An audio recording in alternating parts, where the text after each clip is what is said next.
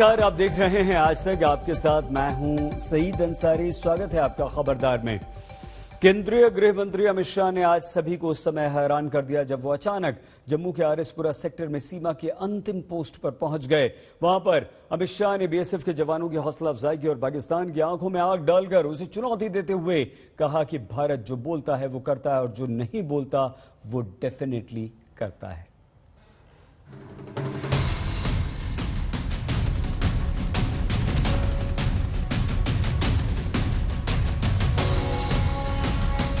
मैं आपको बताता हूं, दहशतगर्द कुछ नहीं बिगाड़ सकते मित्रों, कुछ नहीं बिगाड़ सकते।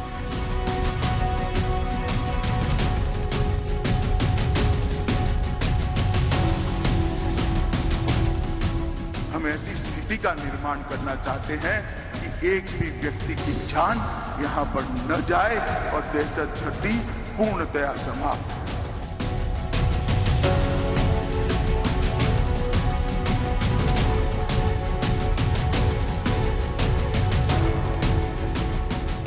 कहकर जाता हूं, जम्मू कश्मीर की शांति में खलल लगाने वालों को हम कभी सफल नहीं होने देंगे।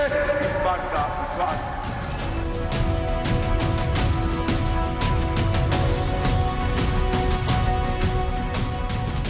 भारत माता की वंदे वंदे वंदे।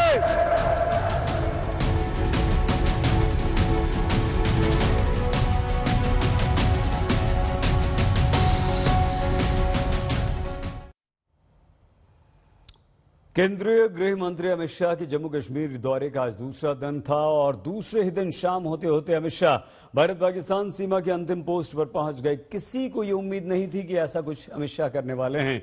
आरएसपुरा सेक्टर में अंतिम पोस्ट पर उन्होंने बीएसएफ के जवानों की हौसला अफजाई की, उनसे बातचीत की। गृह मंत्री अमित शाह पहुंचे हैं 3 दिन के जम्मू कश्मीर के दौरे पर और आज शाम अचानक जम्मू में गुरुद्वारा में लोगों से मिलने के बाद, माइनॉरिटीज में विश्वास जगाने की कोशिशों के बाद वो पहुंच गए सीधे आरएसपुरा के सेक्टर में। ये भारत और पाकिस्तान की सरहद पर आखिरी पोस्ट है जहां पर बीएसएफ के ये तमाम जवान हैं और यहां पर आज गृह मंत्री अमित शाह पहुंच गए हैं। उनकी पूरी दौरे में ये कहा जा सकता है कि ये सबसे कड़ा संदेश है उस भारत और पाकिस्तान की सरहद से सीधे पाकिस्तान को, जो लगातार घुसपैठ से लेकर अलग अलग कोशिशें करता है, जिसको नापाक करते हैं हमारे सैनिक। आइए इस हिस्से में आपको दिखाएं, क्योंकि यहीं से ये बॉर्डर का आखिरी पोस्ट है और यहीं से उस पार जो सीधा आप कह सकते हैं जो हमारी सेना है वो स्क्रूटनी करती है, वो देखती है। बहुत सारे छोटे छोटे बंकर्स बने हुए हैं जिनके जरिए उन पर नजर रखी जाती है और यहीं से जो आर्मी के तमाम स्टाफ हैं, सीनियर ऑफिसर्स हैं, उन्होंने गृह मंत्री अमित शाह को ब्रीफ किया, उनको जानकारी दी कि कैसे पाकिस्तान उस पार से सरहद से किस तरह से सुरंगें खोदकर इस तरफ लाने की कोशिश करता है। कई जगहों पर बमबारी करता है जो सरहद पर, और बाकायदा उन्होंने जानकारी दी कि किस तरह की मिट्टी उस तरफ है और इस तरफ है जिसकी वजह से ये सुरंगें वो खोदते हैं। तो ये बॉर्डर पोस्ट का सबसे, ये बीएसएफ का आखिरी पोस्ट हम कह सकते हैं आरएसपुरा सेक्टर में। ये वो तमाम जवान जो हमारे देश की सरहद पर ऐसी जगहों पर तैनाती में जुटे रहते हैं और यहीं से आप समझिए ये आखिरी पोस्ट है। जिस हिस्से में ले जाकर सैन्य अधिकारियों ने गृह मंत्री अमित शाह को ब्रीफ किया इंटरनेशनल बॉर्डर में, उन्होंने बताया कि कैसे उस पार से दूरबीन के इस्तेमाल से देखा जाता है कि अक्सर सुरंगें मिट्टी में खोदकर कोशिश होती है उस तरफ से, पाकिस्तान की तरफ से, कि सुरंग खोदी जाए। और जानकारी ये भी उन्होंने दी कि किस तरह से हम उसको फिर काउंटर करते हैं और कैसे हम उस पर नजर बनाकर रखते हैं। कैमरामैन पवन के साथ अंजना ओम कश्यप, सीधे इंडो पाकिस्तान बॉर्डर से आज तक के लिए। और इससे पहले केंद्रीय गृह मंत्री अमित शाह ने आज अपने दौरे के दूसरे दिन की शुरुआत जम्मू के लोगों को संबोधित करते हुए की। गृह मंत्री अमित शाह ने कहा कि जम्मू कश्मीर के साथ अन्याय का समय बीत चुका है। धारा 370 हटने के बाद पहली बार आया हूं, ऐसे बोलोगे क्या? मेरे साथ दोनों हाथ उठाइए। जम्मू कश्मीर में विकास के संकल्प की मुट्ठी बींचिए और प्रचंड आवाज से बोलिए, भारत माता की, भारत माता की, भारत माता की। पाकिस्तान सीमा से करीब 10 किलोमीटर की दूरी पर गरज रहे थे गृह मंत्री अमित शाह। संबोधन में जब जब उनकी आवाज ऊंची हुई होगी तो उनका संदेश यहां से होते हुए सीमा के उस पार भी पहुंचा होगा और इस पार भी अलगाववादियों के कानों में गूंजा होगा। भारत माता की। क्यों भाई, जम्मू वालों की आवाज को क्या हो गया है? अरे धारा 370 हटने के बाद पहली बार आया हूं, ऐसे बोलोगे क्या? मेरे साथ दोनों हाथ उठाइए। जम्मू कश्मीर में विकास के संकल्प की मुट्ठी बींचिए और प्रचंड आवाज से बोलिए, भारत माता की, भारत माता की, भारत माता की। गृह मंत्री अमित शाह के जम्मू कश्मीर के 3 दिवसीय दौरे का आज दूसरा दिन था। आज उनके कई प्रोग्राम थे। इनमें एक बड़ी रैली को भी उन्होंने संबोधित किया। रैली का स्थान था भगवती नगर का जेडीए ग्राउंड, जहां बड़ी संख्या में लोग अपने गृह मंत्री को सुनने के लिए पहुंचे थे। वो जानना चाहते थे कि देश के गृह मंत्री उनके प्रदेश के लिए क्या लाए हैं। 370 और 35 से हटी और जम्मू और कश्मीर के लाखों लाखों नागरिकों को अपने अधिकार प्राप्त हुए। भाई मनोज सिन्हा ने कहा, पहले मेरे सिख भाइयों को, खत्रियों को, महाजनों को भूमि खरीदने का अधिकार नहीं था। जो शरणार्थी वहां से यहां आए थे उनके अधिकार नहीं थे।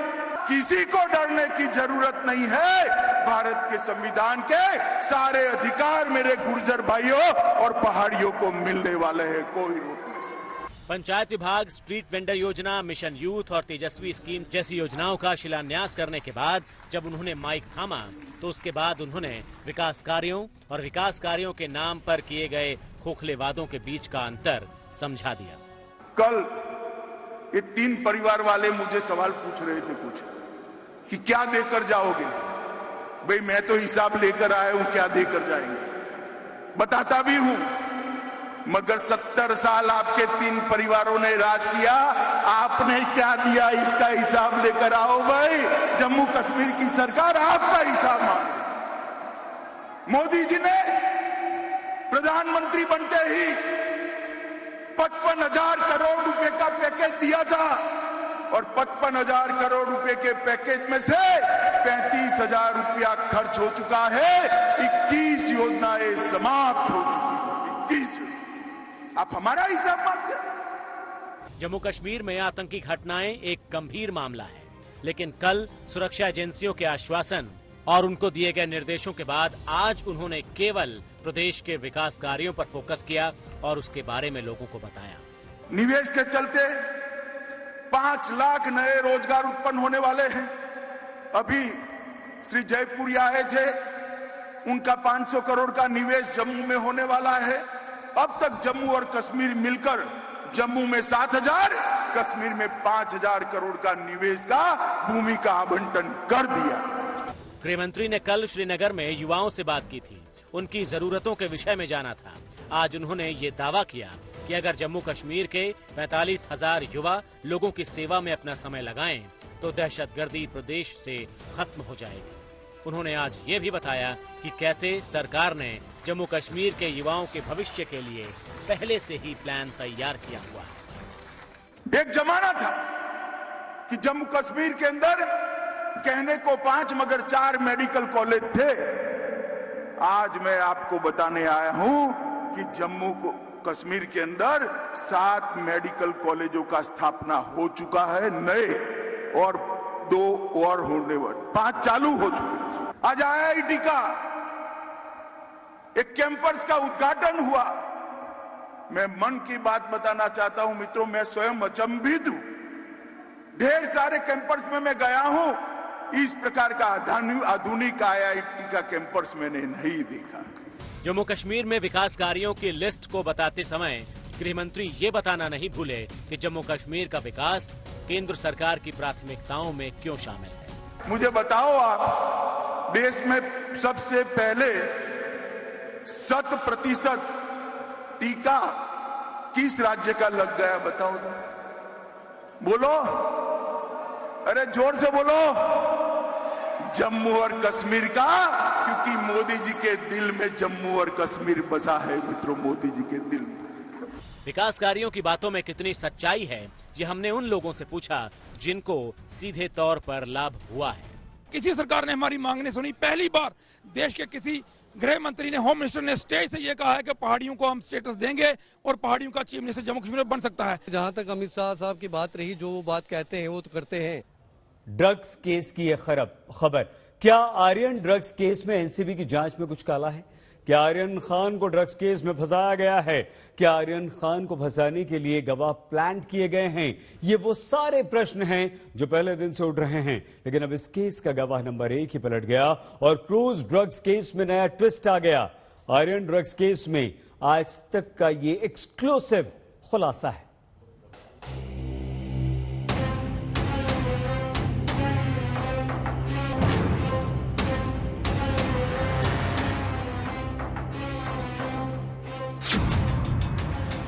कि आर्यन को ड्रग्स केस में फंसाया गया। इनका जो पूरा ऑपरेशन जो चालू था वो दोपहर से ही चालू था। को दोपहर से नहीं, 2 तारीख 2 तारीख को दोपहर से।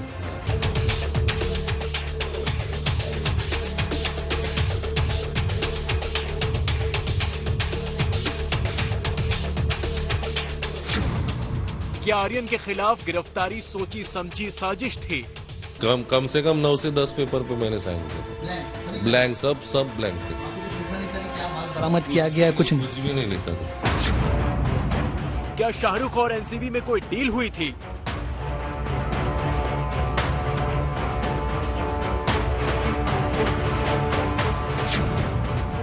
क्रूज ड्रग्स रेड में गवाह गोसाई का क्या रोल था? ये देखिए, ये जो वीडियो है, मेरे कैमरामैन अगर जूम कर सके मंगेश, फिर से दिखाएंगे। ये किसी के साथ बात करते हुए नजर आ रहे हैं।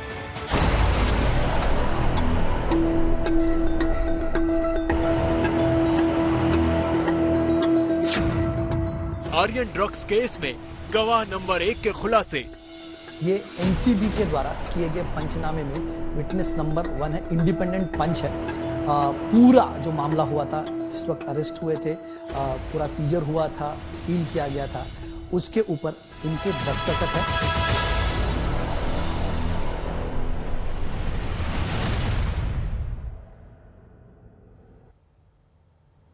प्रभाकर सेल, जिसने आज तक के कैमरे पर इस केस से जुड़े ऐसे सनसनीखेज खुलासे किए जो जांच की दिशा बदल सकते हैं और दिशा और दशा बदलने की शक्ति रखते हैं, जिन्हें दिखाने से पहले हम आपको यह अवश्य बता दें कि आखिर प्रभाकर सेल है कौन और उसका इस केस से आखिर लिंक क्या है।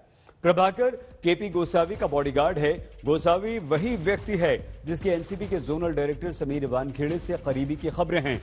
आर्यन ड्रग्स केस में प्रभाकर गवाह नंबर 1 है, जबकि गवाह नंबर 2 खुद केपी गोसावी है। प्रभाकर क्रूज ड्रग्स रेड के बाद एनसीबी की कार्रवाई के दौरान वहां पर मौजूद रहा। आर्यन की गिरफ्तारी के समय वो खुद एनसीबी के दफ्तर में मौजूद था। प्रभाकर ने एक हलफनामा देकर एनसीबी की जांच पर सवाल उठा दिए। मतलब यह हुआ कि प्रभाकर वो व्यक्ति है जो आर्यन ड्रग्स केस की शुरुआती जांच का प्रत्यक्षदर्शी भी है और गवाह भी। मतलब यह हुआ कि दूसरा गवाह गोसावी अब फरार हो चुका है। प्रभाकर ने आज तक कोई एक्सक्लूसिव इंटरव्यू दिया जिसमें प्रभाकर ने आर्यन ड्रग्स केस में बहुत बड़े बड़े एक्सक्लूसिव खुलासे किए। वो गोसावी जिसके एनआईए की हिरासत में आर्यन के साथ सेल्फी वायरल हो गई। वो गोसावी जो क्रूज ड्रग्स केस में एनआईए का स्वतंत्र गवाह बना। वो गोसावी जिसकी क्रूज पर मौजूदगी ने सवाल उठा दिए।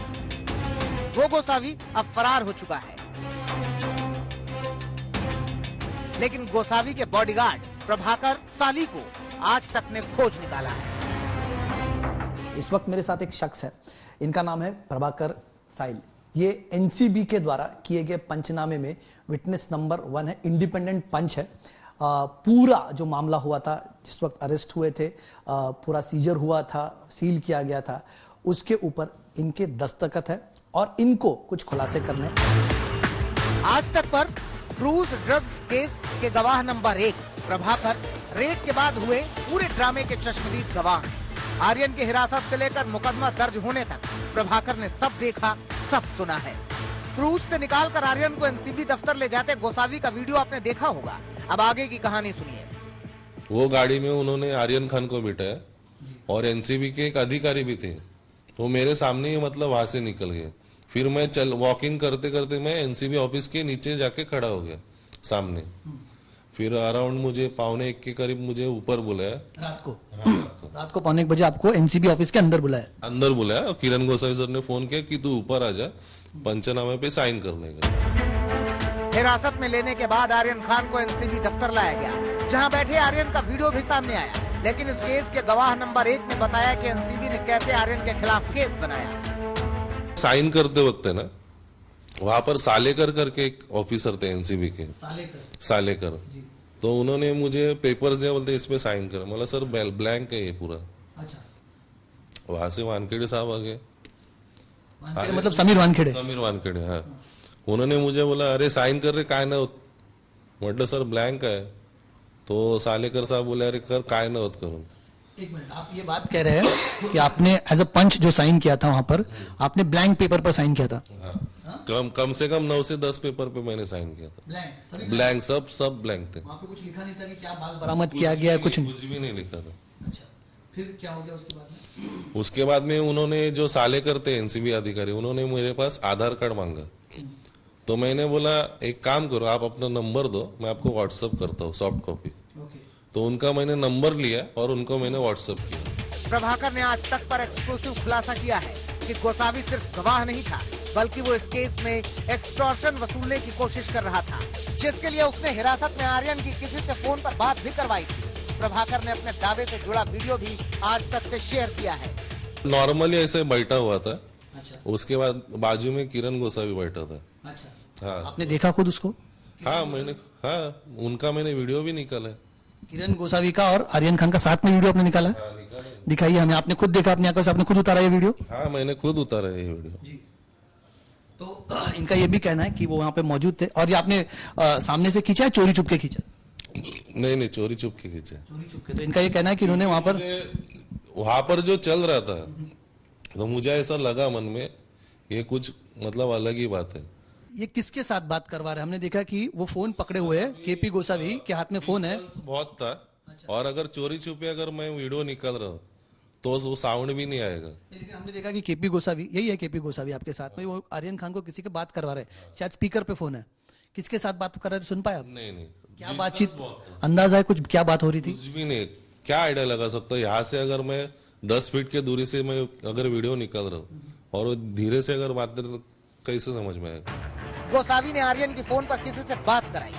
गोसावी ने आर्यन की किस शख्स से बात करवाई, उसकी पहचान तो नहीं हुई, लेकिन उसके बाद क्या हुआ, इसका खुलासा प्रभाकर ने आज तक के कैमरे पर किया है। प्रभाकर का दावा है कि गोसावी ने आर्यन को छोड़ने के एवज में 25 करोड़ रुपए की डिमांड रखी। प्रभाकर का दावा है कि ये पैसा एनसीबी चीफ समीर वानखेड़े के कहने पर मांगा गया। बाद में ये डील 18 करोड़ रुपए में सेटल हुई, जिसमें से 8 करोड़ रुपए समीर वानखेड़े के पास जाने थे। प्रभाकर का दावा है कि डील को लेकर शाहरुख की मैनेजर पूजा डडलानी ने गोसावी से मुलाकात भी की थी। प्रभाकर ने ये सारे दावे अपने एफिडेविट में किए हैं और आज तक के कैमरे पर भी। प्रभाकर ने इस पूरी डील में एक और रहस्यमयी शख्स का नाम लिया है। 25 का बॉन्ड डाल, लास्ट 18 में फाइनल कर, 8 अपने को वानखेड़े को देना है, 10 अपने को बांट लेना है करके। अच्छा, 25 मतलब क्या? 25 लाख? कितना? 25 CR, 25 करोड़ रुपया। क्या 25 करोड़ का बॉम्ब डालो? क्या बोला उन्होंने? हाँ, बॉन्ड डाल, लास्ट 18 तक फाइनल कर, 8 वानखेड़े साहब को देना है, बाकी का हम लोग को रखना है। वानखेड़े साहब मतलब समीर वानखेड़े। ये किससे बात कर रहे थे? ये सैम से बात कर रहा था। सैम से। हाँ। तो बोला वो पूजा मैडम फोन नहीं उठा रहे, तो किरण गोसावी ने बोला चल जान दे, छोड़ दे, मैं भी जा रहा हूँ घर पे। आज तक पर क्रूज रेड केस के गवाह नंबर 1 प्रभाकर के दावों ने इस केस को नया ट्विस्ट दे दिया है, जिससे पहले से ही संदेह के घेरे में रही एनसीबी की जांच पर अब गंभीर सवाल उठ रहे हैं। रादर 3 इंपॉर्टेंट चीजें उन्होंने कही। सबसे पहली इंपॉर्टेंट बात एक कि इनसे ब्लैंक पेपर पर साइन करवाया गया। दूसरी बात, इन्होंने एक वीडियो हमें दिखाया, जिस वीडियो में हमने देखा कि इंडिपेंडेंट पंच केपी गोसावी आर्यन खान की किसी से बात करवा रहे हैं फोन पर। अगर वो इंडिपेंडेंट पंच है तो इस तरह से कैसे बात करवा सकते हैं, ये भी सवाल यहाँ पर खड़ा हो रहा है। तीसरी और जो अहम बात है कि इन्होंने आरोप लगाया है कि वो खुद मौजूद थे, कोई पैसे की डीलिंग हो रही थी, 25 करोड़ की उगाही का मामला है, डिमांड की गई थी 18 करोड़ में सेटल की जाए, ऐसा उनका आरोप है। उन्होंने देखा है अब इन आरोपों में कितना तथ्य ये तो इन्वेस्टिगेशन एजेंसीज बताएंगी, लेकिन इस वक्त उनका कहना है कि उन्हें अपनी जान का डर सता रहा है और इसलिए मीडिया से वो रूबरू हो रहा है। कैमरामैन मंगेश आमरे के साथ कमलेश सुतार, मुंबई, आज तक। आरजेडी सुप्रीमो लालू प्रसाद यादव के पटना लौटने के बाद इस बात की उम्मीद जताई जा रही थी कि उनके दोनों बेटे तेज प्रताप और तेजस्वी के बीच सुलह सफाई हो जाएगी, मगर मामला और ज्यादा बिगड़ गया। लालू प्रसाद यादव का पटना एयरपोर्ट पर स्वागत करने के लिए तेज प्रताप खुद पहुंचे थे, लेकिन उनका यह आरोप है कि उन्हें पिता से मिलने तक नहीं दिया गया। पिता से नहीं मिलने देने के विरोध में तेज प्रताप यादव इतने नाराज हो गए कि अपने ही घर के बाहर वो समर्थकों के साथ धरने पर बैठ गए। हमें पार्टी से, संगठन से कोई मतलब नहीं है, कोई वास्ता नहीं है, वो कोई लेना देना नहीं है आरजेडी से। हमारे पिता हैं, वो आजीवन हमारे पिता रहेंगे, तो हमेशा मैं उनका रिस्पेक्ट करूंगा हमेशा। लेकिन आज का खुशी का इतना बड़ा मौका था, बहुत बड़ा मौका था, अब सबको एक होना था, लेकिन ऐसे सिचुएशन में भी हमको बेइज्जती किया गया। वहां एयरपोर्ट पे भी हमको जगताप सिंह ने ठेलने का काम किया, सब लोगों ने देखने का काम किया कि किस तरीके से हाथ से हटो हटो हटो हटो, सबको ठेलने का काम किया। ये कह रहा भैया ये तुम आरएसएस वाले हो, जब तक तुमको हम पार्टी से निकालेंगे नहीं, जब तक आपको हम पार्टी से, संगठन से जब तक बाहर नहीं करवाएंगे, तब तक हमको आरजेडी से कोई मतलब नहीं है, हमको किसी भी तरीके से कोई मतलब नहीं है, कोई लेना देना नहीं हमको। पहाड़ों पर मौसम ने करवट ले ली है। नवंबर से पहले ही भारी बर्फबारी शुरू हो गई है। कई जगहों पर अपने साथ ये बर्फबारी आफत लेकर आई तो कहीं पर्यटकों के लिए खुशखबरी भी बनी। कश्मीर में इस बारिश और बर्फबारी से फसलों को भारी नुकसान हुआ।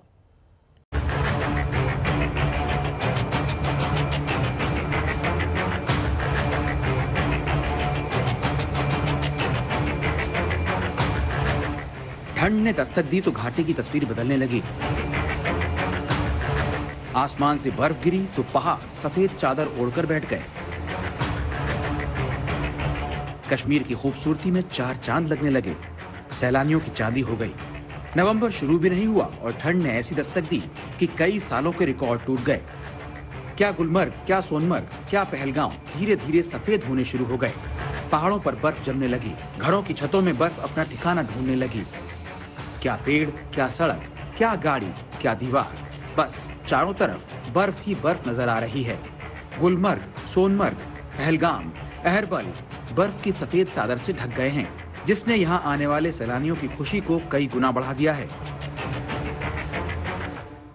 बहुत अच्छा लग रहा है यहाँ पे आके। मैं तो अभी अपने फ्रेंड्स को बोलूंगी कि यहाँ पे आना जरूरी है, और ये तो हमारा पहला स्नोफॉल है, तो इस वजह से I am enjoying a lot. हमें आके यहाँ बहुत अच्छा लग रहा है, हम बहुत इंजॉय कर रहे हैं, और आगे भी आने की हम कोशिश करेंगे कि हम जब भी हमें मौका मिले तो आए, और ये सब नज़ारा देख के जो है कि हमें बहुत खुशी महसूस हो रही है। बहुत ही मस्ती लग रहा है, बहुत ही इंजॉय कर रहा है। मुझे इनको बर्फ से जाने का मन कर रहा है। बर्फ के गोले से खेलने में बहुत ही इंजॉय आ रही है। आसमान से गिरती ये सफेदी दिखने में जितनी खूबसूरत नजर आती है, अपने साथ आफत भी उतनी ही ज्यादा लेकर आती है। भारी बर्फबारी के चलते पुंछ जिले की मुगल रोड को यातायात के लिए बंद कर दिया गया। अचानक बदले मौसम के मिजाज की वजह से कई लोग फंस गए, जिसके बाद सेना और पुलिस ने बर्फ में फंसे 12 लोगों का रेस्क्यू किया।